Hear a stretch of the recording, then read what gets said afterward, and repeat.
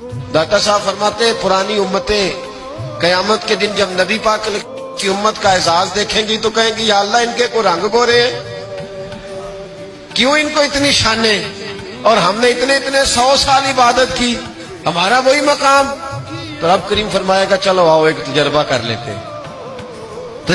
لیتے، تو بندے کہیں گے مولا کر لو۔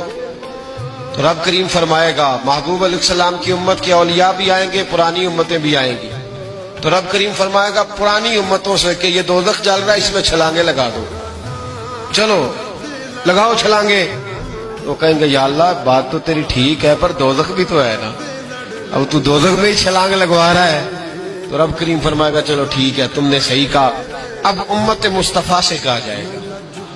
اور داتا صاحب کہتے ہیں امت مصطفیٰ سے بھی امت کے اولیاء سے، یعنی داتا علی اجمیری سے، یعنی غوث پاک جیلانی سے، یعنی خواجہ اجمیر سے، یعنی حضرت ہند الولی سے، یعنی حضرت بہاؤالحق نقشبند بخاری سے، اولیاء سے کہا جائے گا۔ رب کریم فرمائے گا مجھ سے پیار کرتے ہو یا اللہ کرتے؟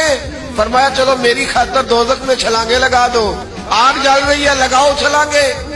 جب وہ لوگ چھلانگ لگا کے اندر جائیں گے نا، تو جس طرح حضرت ابراہیم گئے تو آگ میں تھے پر اندر گئے تھے تو گلزار بنی ہوئی تھی، جب اندر جائیں گے تو گلزار ہوگی، ٹھنڈی ہوگی، جنت ہو، نظر کچھ آ رہا تھا، اندر گئے تو کچھ۔ اب رب کریم ان سے پوچھے گا بتاؤ ان کا درجہ بنتا ہے کہ نہیں بنتا؟ اس کا مطلب ہے بہترین رزلٹ اسے ملتا ہے جو رب کریم کی رضا پہ راضی ہو جاتا ہے۔